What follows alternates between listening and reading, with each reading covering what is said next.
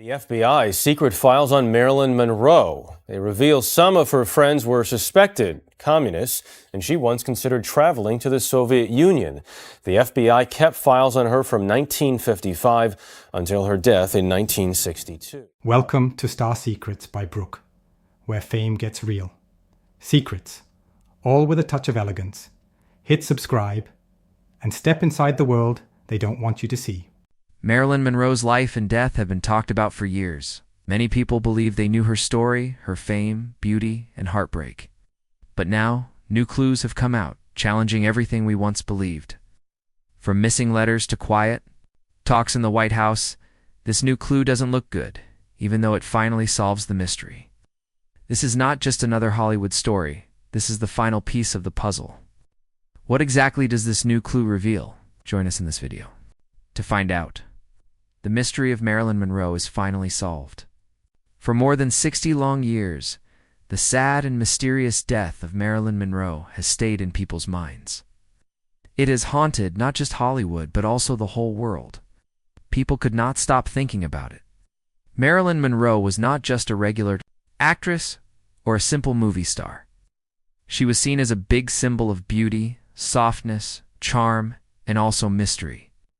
When she was found dead in her home in Los Angeles in 1962, the official story came out very quickly. Officials said it was probably a self-harm by overdose. But right after that, many people started talking and asking questions. Some people thought about if it really was a self-harm at all. They asked if maybe Marilyn had become a threat to some very important and powerful people. People who had secrets. People who had strong reasons to keep those secrets hidden. Even though there were many news stories, documentaries, and different kinds of investigations over the years, the real truth has stayed hidden and confusing. The authorities closed her case very fast. But a lot of people who were close to Marilyn said the story just did not feel right. There were strange things that did not match up in witness statements. There was odd behavior from people at the scene, and there was missing evidence. All these things made people think it was not as simple as a self-harm. Some people started saying it was a cover-up. Others said that Hollywood did not care enough and was cold-hearted. A few people even blamed famous political figures who did not want their names to be known with Marilyn's name. Years later, new interviews, reports, and stories raised the chances that Marilyn's fate was not only sad, but also on purpose. Also, the truth may be more shocking than what people believed before. When she was born on June 1st, 1926 in Los Angeles, her name was Norma Jean Mortensen. Her life was not easy from the very start. Her birth certificate did not have a father's name. Her mother, whose name was Gladys, had very serious mental health problems. Because of this, little Norma Jean did not have a warm or stable home. Like many children, from the year 1935 to 1942, she had to live in many different foster homes and also an orphanage. These were not just short visits. They were very important years that shaped who she was inside. As a child, she moved again, and again having to get used to new homes and new people, but then leaving all over again. While other kids were playing safely and feeling secure, Norma Jean learned that nothing in life stayed the same, and that she always had to be ready to change and protect herself.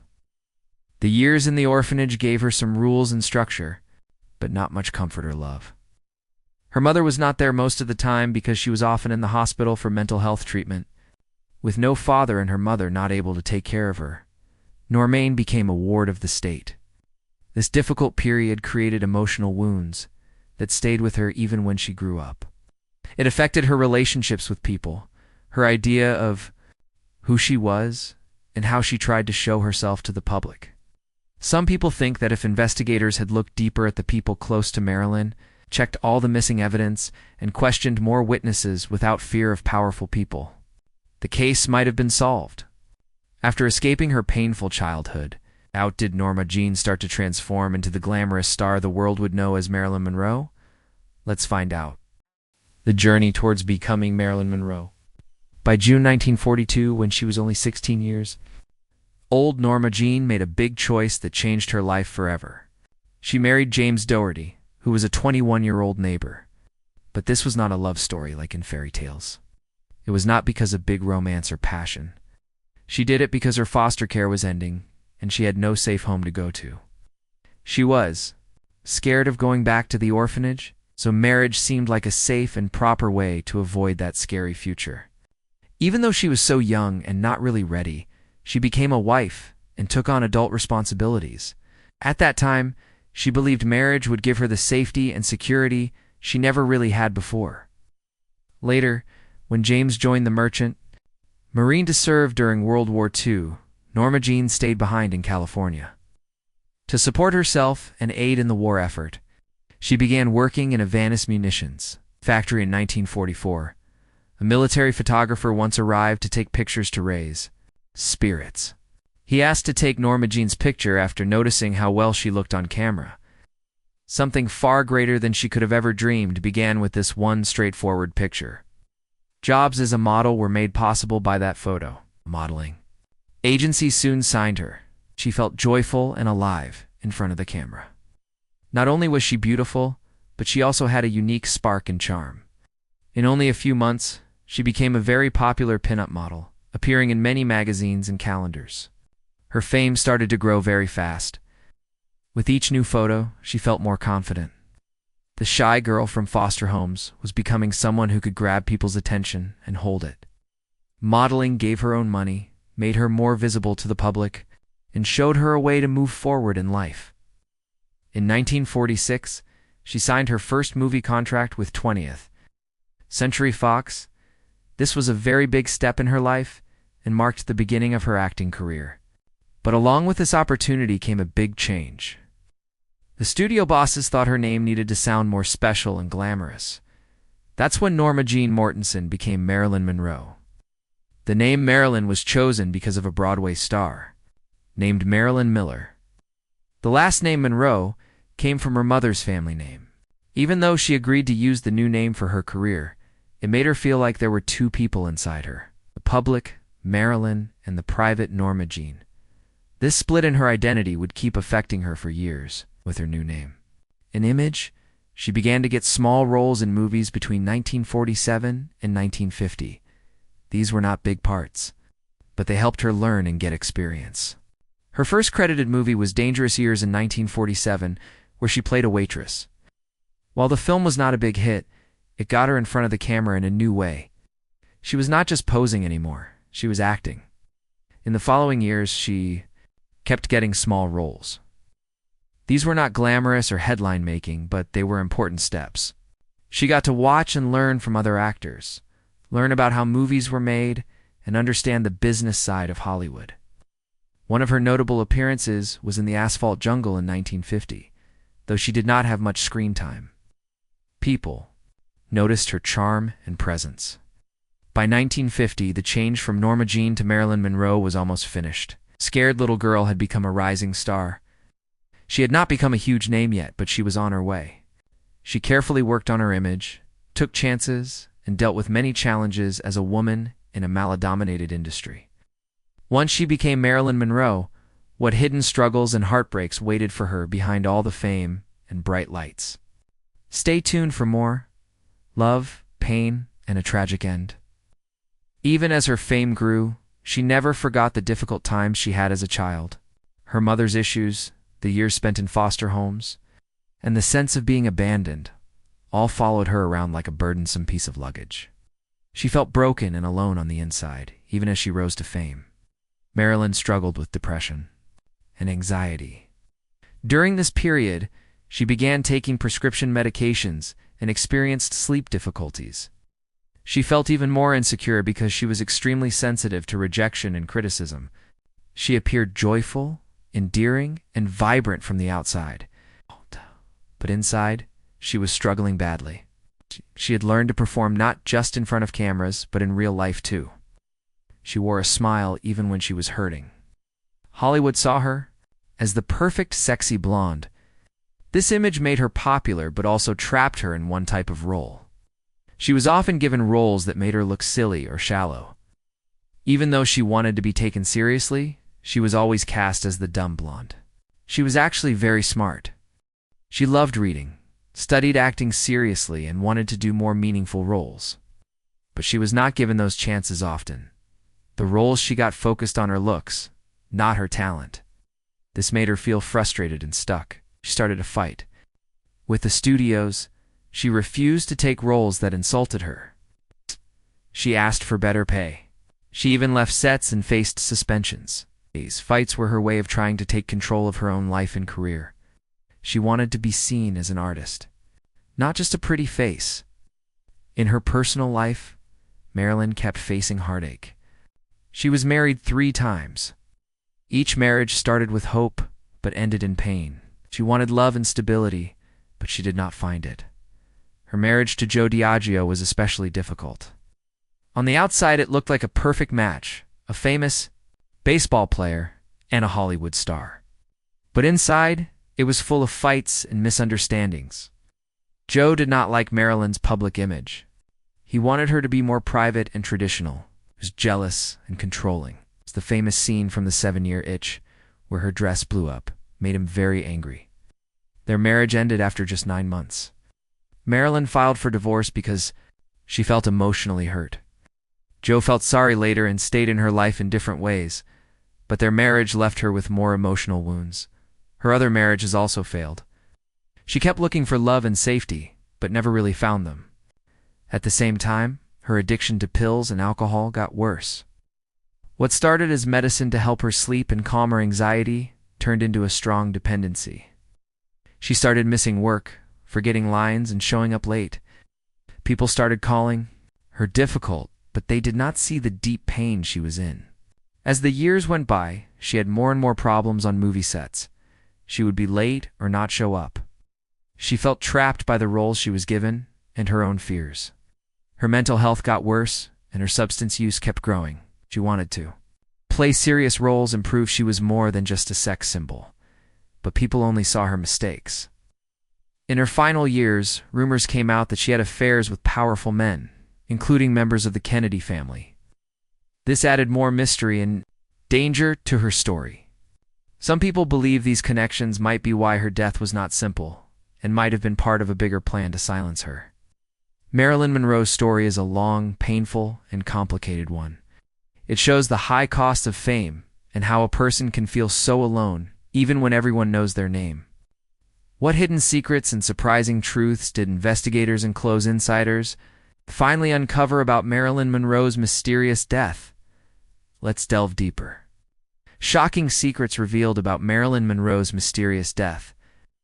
The Netflix documentary about Marilyn Monroe shares many shocking facts about her life and her sad death. One of the first big points in the film is about how Hollywood used to treat young actresses. A big agent named Al Rosen said that casting directors picked girls based on how they looked and wrote their names in a black book to show who could be used. In the old days, many young women came to Hollywood with big dreams, but they were judged only by their looks. In one part of the film, young women are shown standing in line to be measured, which shows how badly they were treated. Another big thing in the documentary is how much Marilyn wanted to have a baby. People close to her said she wanted children more than anything else. A photographer named Milton Green said she talked about having a baby a lot. Her friend Arthur James said if she had to choose between being famous and having kids, she would have picked kids. When she was pregnant, she felt the happiest. But sadly, she lost her baby, and after that, she did not try again. The film also talks about Marilyn's connection to the Kennedy brothers. She first met John F. Kennedy in the 1950s. Later, she also got close to his brother, Robert. They met at parties hosted by Peter Lawford. Marilyn got caught in a fight between Robert Kennedy and a powerful man named Jimmy Hoffa. Hawa did not like Robert and wanted to find bad things about him. Because of this, a private investigator named Fred Otach was hired to spy on Marilyn. He put listening devices in her house, in Peter Lawford's house, and on the phone lines. The bugs recorded private talks and even what happened in the bedroom. Otis's team collected tapes with very private moments between Marilyn and the Kennedy brothers. Another shocking fact is that the FBI had a file on Marilyn. The FBI worried about her because she had friends who were communists, and they thought she might share secrets. When Marilyn died, people were told she died from taking too many sleeping pills and that she was found after 3 o'clock a.m. But a woman named Natalie Jacobs, who was the wife of her PR manager, said they got a call about Marilyn at 10:30 p.m., which is much earlier than the official story. A researcher named Anthony Summers found that Marilyn might have been found alive first, then died on the way to the hospital in an ambulance, and then was taken back home, so it looked like she died there. Some people think this was all done to protect the Kennedy brothers. A federal agent told one person that Robert Kennedy was in town that day and saw Marilyn. They also had a fight on the phone that night. After she died, people might have gone to her home to remove any proof of her connection to the Kennedys. Many people still think Marilyn's death was an accident or self-harm. But these details from the documentary suggest that there might be secrets and a possible cover-up to protect important people.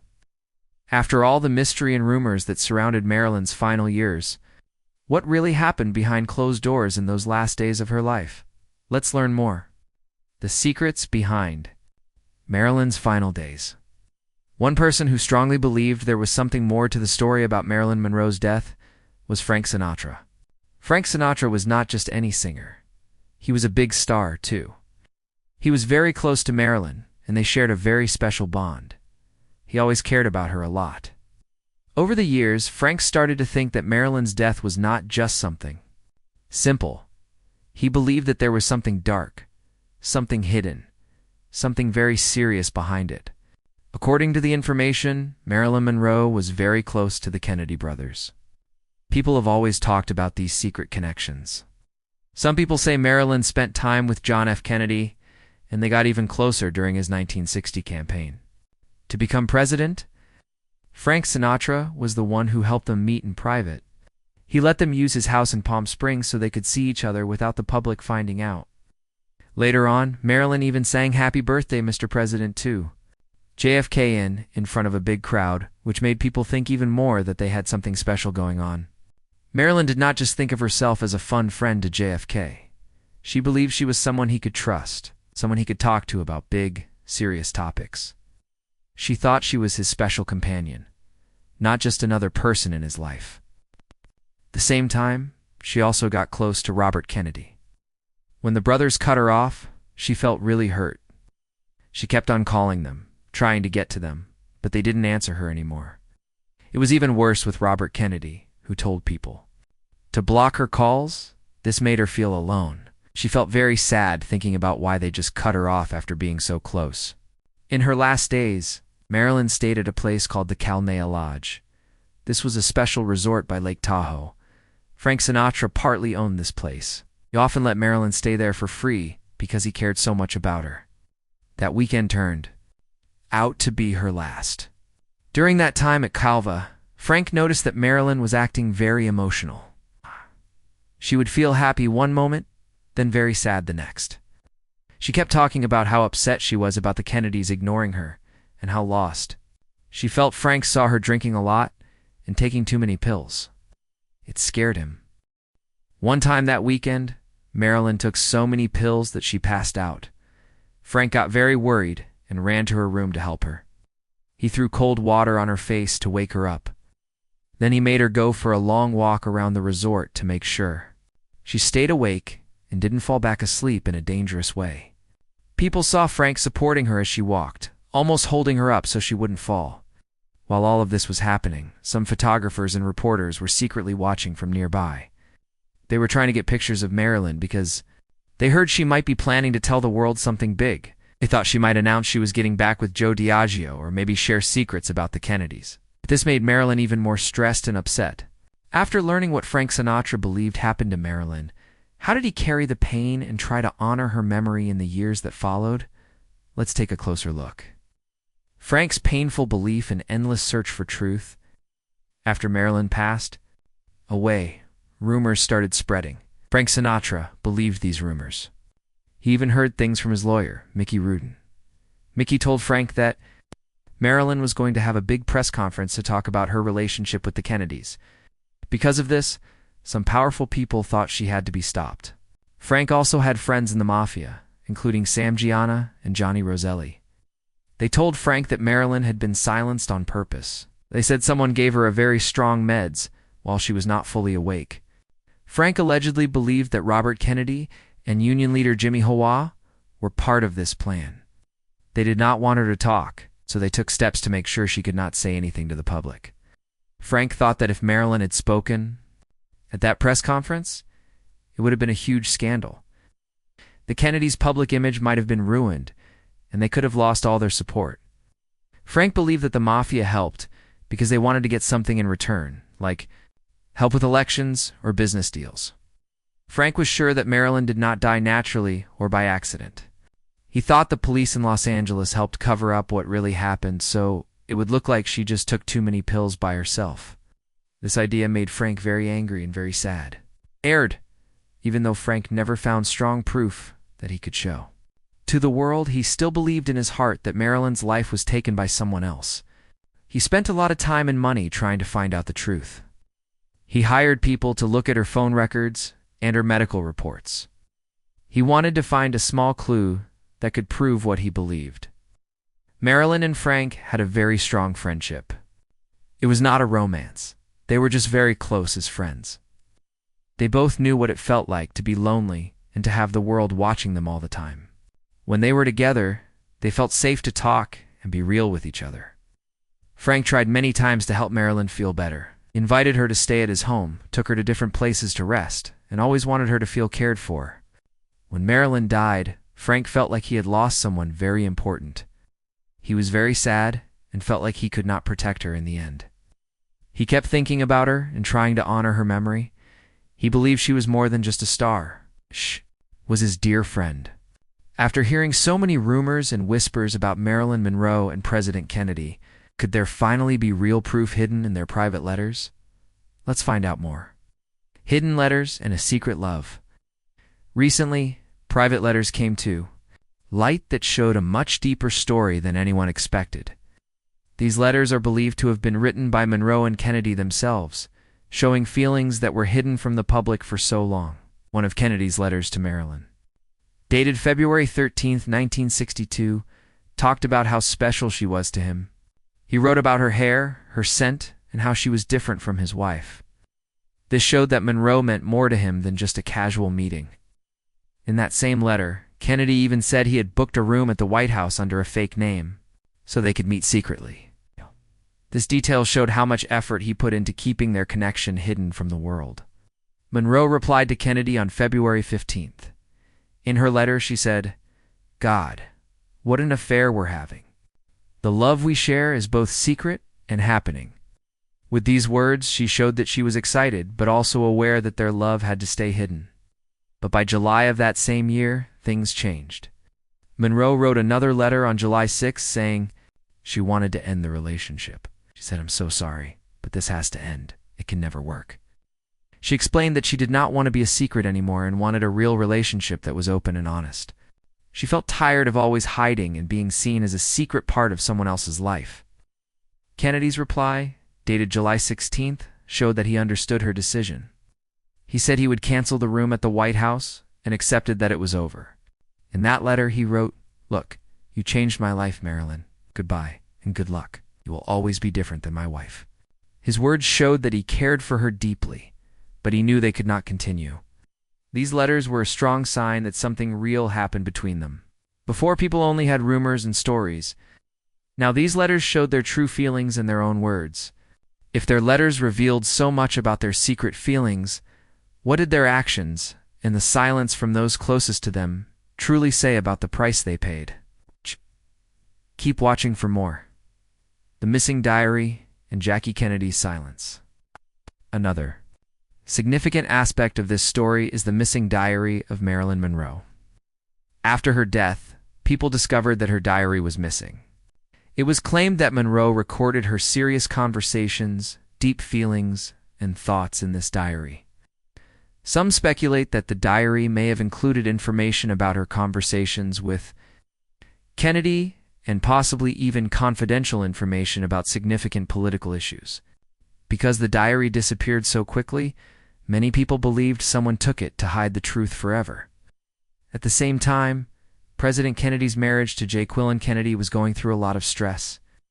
Jackie, as people called her, had already heard rumors about her husband's private life before. But the idea of Marilyn Monroe being involved was different because Monroe was famous all over the world. People who knew Jackie said she saw Monroe as a big danger to her family's image. Monroe was loved by many, and her name always drew attention. Many believe that Jackie remained silent to protect her children because she'd never discussed Monroe or any other rumored affairs in public, despite feeling betrayed and hurt. Jackie wanted to protect the family's perfect image in Monroe's name, threatened that image. Others believe she did not want to make things worse or lose her dignity. Whatever her reason, Jackie never confirmed or denied the stories. And this silence made the mystery even stronger. People close to Jackie said she started spending more time away from Washington. She would stay at family homes or take trips with her children to avoid the spotlight. Some friends said she even thought about leaving Kennedy, but in the end, she stayed. Many believe she did it to keep the family together and to protect her children.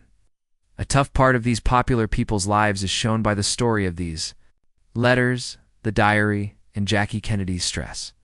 There were other reasons at play aside from fame and power. Pain, loneliness, grief, and love were all real feelings too. Even after all these years, people still continue to think about what really happened that day. The letters stand as a secret window into their lives, showing their true feelings and issues. The secrets in the missing diary continue to catch people's interest. Jackie's silence remains powerful and mysterious. People still guess what she really knew and felt, but she took those answers with her. The connection between Monroe and Kennedy, backed up by these letters, is now seen as one of the most talked about love stories in American history. It's possible that many questions will never be fully resolved. Jackie's quiet strength, the missing diary, and the letters, however, keep this story alive. How did you feel about Marilyn Monroe's death mystery? Share your thoughts in the comments section below. Thank you for watching this video. We hope you found it interesting. Don't forget to like and subscribe. Click the next video shown on your screen to catch up on your favorite celebrity stories. See you there.